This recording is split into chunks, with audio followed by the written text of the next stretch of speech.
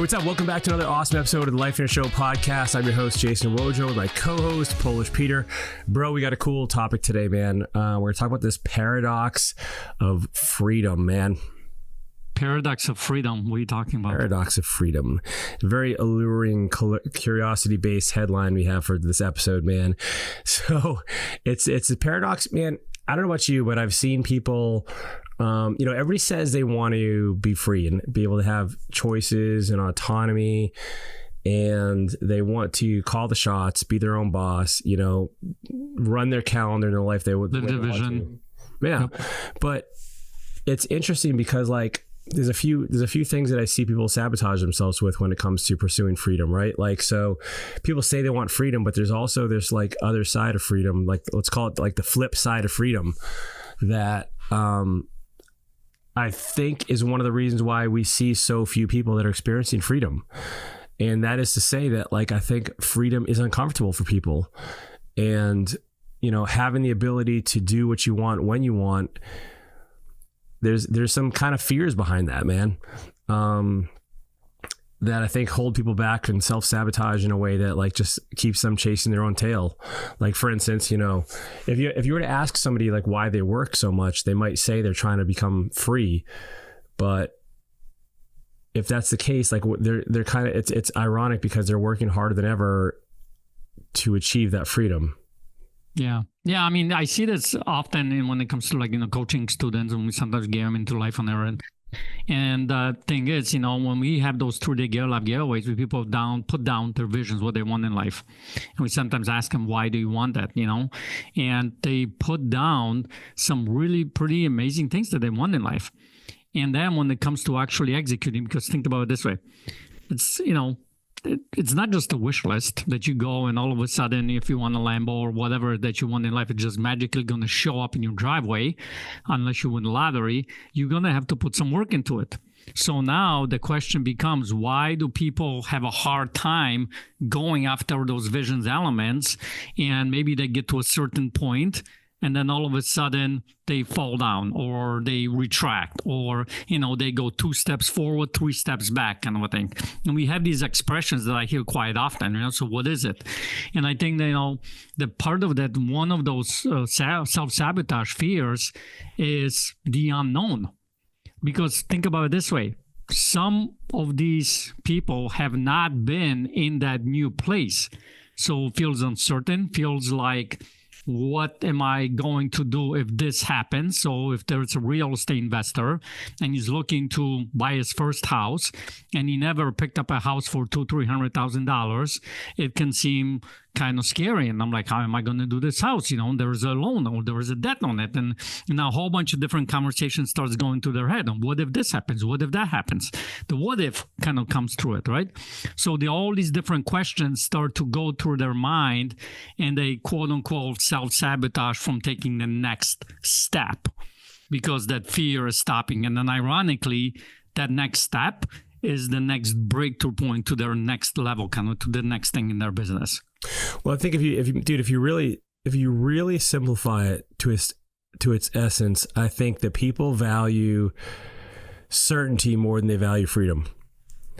Most people value certainty more than freedom, because freedom is uncertainty. If you really think about it, right? Freedom is not knowing what's going to happen. You have, I think freedom can be scary, Mm-hmm. And so it's much easier to continue on that path you're on, and not have to face the uncertainty of freedom that can accompany it. Yeah. I mean, think about it, if you're your own boss, right, you get to make your own decisions, but at the same time, people perceive that there is a weight of making those decisions, what if this goes wrong?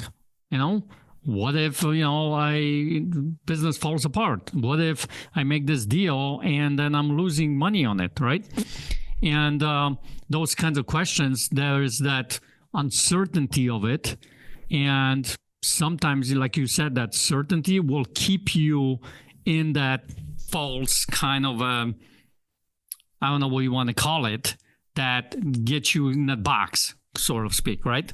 That you have a hard time getting out of. And that's why I think coaching and looking for and surrounding yourself with the right people who've been there, done that, helps people get out of this kind of a comfort, this false box, because maybe they'll say, you know what, it wasn't as bad as I thought it was going to be. You know, how many times have we done something in life? And I don't care what it is. Maybe when you were little, you were learning how to ride a bicycle. You've never done it, and you finally got the balance, or you fell over and, you know, you got up and you did it again. And at the end of it, you're like, well, it wasn't that bad. But a lot of times in life, we try to make, we overthink things. I think overthinking is one of those self-sabotage kind of things that happens in businesses. So if you're an entrepreneur and you tend to overthink a lot, that's one of your self-sabotage kind of things that keeps you in this safe thing, because, then you don't have to take action because you think about 20,000 different things. At the beginning of the podcast, you kind of mentioned about busy, right? Working 80, 90 hours a week. Why do I work 80 hours a week? Why do I work so much? Well, maybe because if I have to get more strategic, and if I have to get more, intentional, that means that I have to work on the tasks and the priority and the things in my business that maybe I've never done before, that I have to step out of my comfort zone, that I have to talk to people that I've never talked about to before, right? Like a cold call or whatever it might be. And that is what ends up happening, and then they go and start doing the things that keeps them busy. So it feels like I'm growing my business, feel like I'm doing stuff. Maybe I'm learning a new course or building a website or whatever, but the business actually is not progressing. So that's another form of self-sabotage that people do quite often. Does that make sense what I'm saying here? Yeah, man. Well, I think it's this, like, it's not just that, but it's also like when, if you have freedom, let's talk about this, what's it really mean. So freedom to me means you have control of your time, your decisions, your choices, which means that you have the ability to make bad decisions and bad choices. And so that means you can fail versus, I kind of think of this is why most people, I think, it's not that I think it's shown, there's only one CEO of a company and you could have 5,000 or 100,000 employees. Right. And so it's more comfortable to follow than it is to lead. And leadership, I'm tying this into freedom because as a leader, you're calling the shots, you're making decisions. And it's the same thing when you, in your life or in your business, when you have the ability to make those decisions, you can fail and you can screw it up and you can look bad and you can misstep and all these things can happen. So in order to kind of be more comfortable, people will choose to follow and to not give themselves that opportunity because listen, if you're at your job and your boss tells you to do something and you do it to the best of your ability and you do it right, but it was the wrong thing, it's their fault because they told you to do it. Or if I think it's abdicating responsibility is what I think it is. So when you sabotage yourself out of a fear of that unknown, you are abdicating responsibility to somebody else in that area of your life. Or something else. Yeah. And one of the things that I've learned a long time ago, and it was in the coaching that I was part of, and they said, what does it mean to take 100% responsibility? 100%. If you really think about that, what does that actually mean? Well, I can take responsibility for what I say or what I do. Okay, but what if there is more to that? What if there is, taking responsibility how I show up in life, taking the responsibility what I say, how I come across to somebody else, making sure that what you say and do out there in the world is coming across the way you're intended to do. And what ends up happening most of the time is we don't even recognize it or we don't look at it that way. So that responsibility becomes really important to stepping out of this comfort zone. Another thing that you mentioned, I think that it's important, it touches on those fears. I think I learned this from Tony Robbins a while back. He said one of the two biggest fears that we always kind of try to avoid, and you can't avoid it, is being good enough. Am I good enough? Good enough at this, good enough at this, good enough on marketing or business growth or whatever it might be. That's why you have on social media, you see everybody, looking good, right? Because I want to make sure that I'm looking good. And what ends up happening is people will go and stay in that comfort in order to avoid looking bad, in order to make sure that I'm looking good, kind of a thing. And that is a huge, powerful, I think, self-sabotage. So if you're a business owner, an entrepreneur right now, listening to this podcast, ask yourself, like, is there something that when I'm about to take a step or an action that I haven't done before, what shows up in my mind right now? In that moment, what shows up? Is it, what if I make a mistake? What's the question that you ask yourself? Oh, what if I look stupid? What if I did this? And whatever that question might be, recognize that it's probably most likely fear, and your access to get to the next level, literally stepping through it. So, and that means that you're going to have to grow to be the leader to the next level, really leader. We talk about this on the podcast here often. And you brought it up here as well about this leadership, right? Becoming the leader. If you want to be freedom, you need to be a certain type of leader. And so that is, I think, necessary in entrepreneurship world, in the business world, to be able to step up to the next level, like this thermometer. Tony Robbins talks about this thermometer that we have. Let's say it's between 68 degrees and 73 degrees thermometer that you have as a person. And if you get down to 68, close to 68, that may mean that, okay, I'm losing money, my bank account is almost zero, or it's negative, or, my relationship is struggling, or my health is failing because I'm getting sick all the time or whatever. And now I got to do something. And now I start taking action. And then when it gets up to the top level, when it's, let's say, 73 or whatever, then what ends up happening is now you are, doing well or whatever. And now it's out of the comfort zone. You have to step out of the comfort zone. So now you're like, maybe I need to slow down. Maybe I need to, cool off or whatever. You make yourself excuses. And then you stay in this little zone here. But what will be required for you to get to the 74 degrees, 75, 70, 80 degrees? That's when it needs to step out of the comfort zone. I think that's, because then you adjust that sort of thermometer and you get to the next level. So ask yourself as you're listening to this podcast, what is it that I need to do to get to the next level? And you probably learned this on a podcast or a course or in a training, or a coach or somebody has already told you what you need to do. So now your access to that is actually go and do it, So I kind of think of it a little bit differently, man. Like I think of what's at stake? Like to your point, like, yeah, you absolutely. It's medium. It's not. It's medium. Yeah, steak is medium. I like it medium. Okay, well, that you can have your steak, but what's at stake? So that kind of steak. Is it? You can continue. Let's just be really frank here. Like, you can continue on the path you're on, and listen. I'm not saying you're going to have a bad life. I'm not going to say you're not going to, do well, do probably really good. But to me, and again, this is my personal preference, like, take the chance on yourself, like, bet on yourself and step out of that fear and reset that thermostat, like Peter said, like, and you don't do it by going, we're using metaphorical language here. Like, you don't go from a thermometer set at 65 to 80, like overnight, but you go to 66 degrees. And maybe that's one little small step of uncertainty, one small little step in the direction of something you don't know how it's going to turn out. And you just keep working on that, because now that becomes your new set point.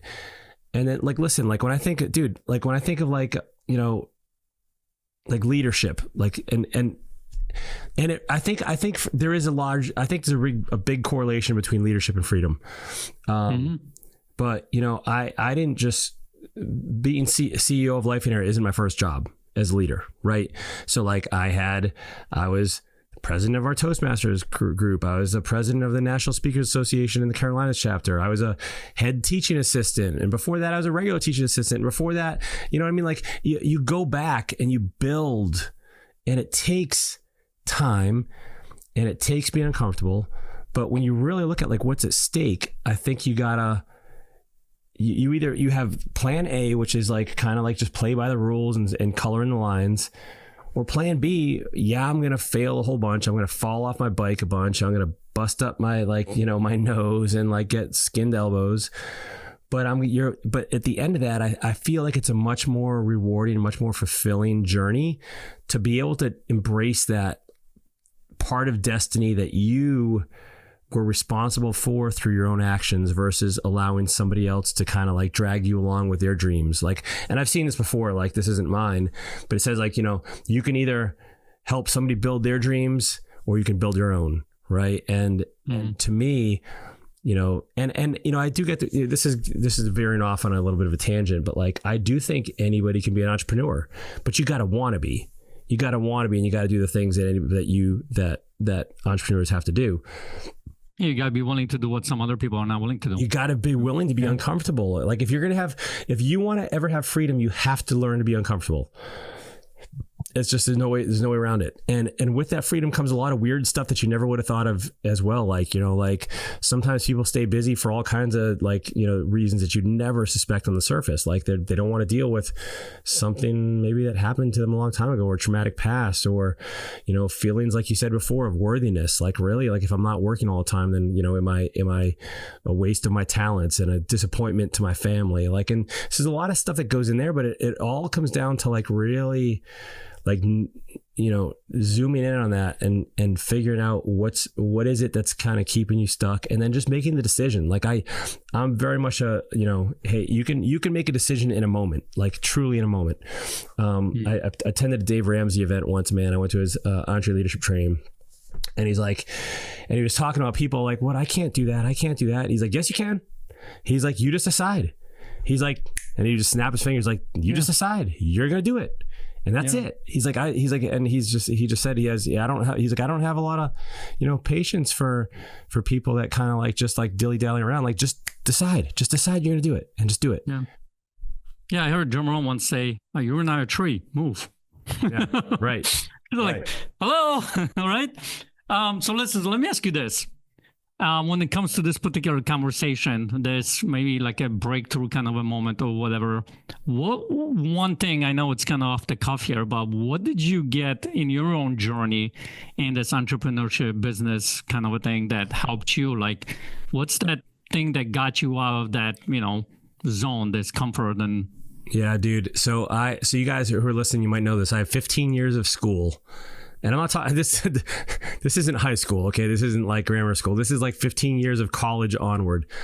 You just took the courses over and over and over again, same courses over and over again? Because isn't that college like 4 years, I think? Oh, bro, I have enough credits for a village to graduate college.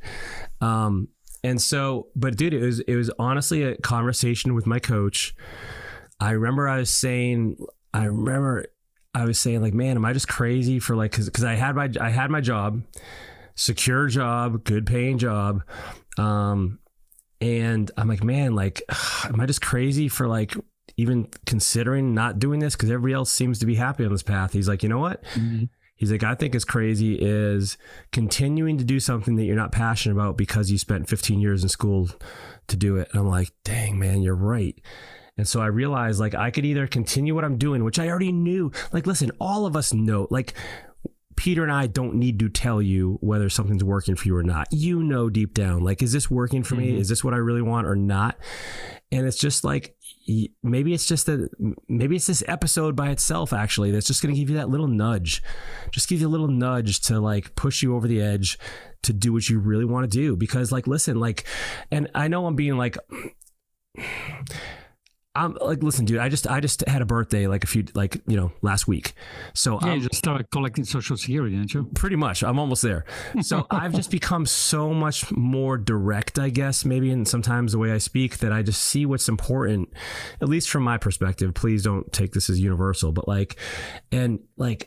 being and living the life you can be, that only you can be if you call the shots, I think is what's possible. And this is where, for instance, like Lifeonaire, you know, yes, you can absolutely be a Lifeonaire having a full-time job. But I will also say that 90+% of Lifeonaires realize like, man, I can't fully live my vision if I have a full-time job working for somebody else. And I'm not just picking on people who have jobs here, but I'm saying like, in other words, I can't live 90+% of my vision if I'm giving responsibility to other people over my time, over my decisions. And so that's the catch right there. Yeah. So, yeah, I mean, it makes sense what you're saying here. And, obviously everybody's got their story of what they're dealing with. But, yeah, I mean, it takes a chance. Like I said, it comes back to taking a chance on yourself. Yeah. I remember when I was, in a really bad place in my business, the one thing that hit me was like, I've had people around me who wanted the best for me at that particular time, like family members. This was years ago after my divorce, like, just get a job, man, and I'll hook you up with a really good job and all that kind of stuff. And something deep down inside me kept saying, no, you got to keep going, keep going. You know what I mean? Don't give up. So sometimes I think it's, be careful who you listen to. And then the other aspect is listen to that inner, like a spirit, kind of the way I like to talk about it, you know what I mean? The inner voice. Never give up. Because I think that's going to help you tremendously get through in life. Yeah. And, I think every single one of us listening to this podcast, we know what it is for you, like he said. So just listen to the voice and keep going. Don't let that voice, the negative Nelly, I call it, self-sabotage you. Yeah, man. Well, listen, I hope this is helpful for you. I hope like this gave you a little bit of nudge. We are here to support you. Like, and I mean that. So come over to our Lifeonaire Facebook group, come out to an event. Like, by the way, we have the Get a Life Getaway, which helps you with your vision. We have the Business Builder Workshop that helps you build your business, both of which are literally 100% guaranteed. Like, come spend the full 3 days with us. And if you don't think it was amazing, then you can get all of your money back. And I'll also tell you this right now. We've had, 10,000-ish people go through these events, and we've never had a single person ask for their money back. They're that powerful. And I know I speak for myself and Peter, the rest of our Lifeonaire community, we'd love to help you, achieve that freedom for yourself, allow you to like live the life that you have chosen for yourself, not the one that others expected of you or told you should pursue. Hope you guys enjoyed this one. We will see you next week, everyone. Take care.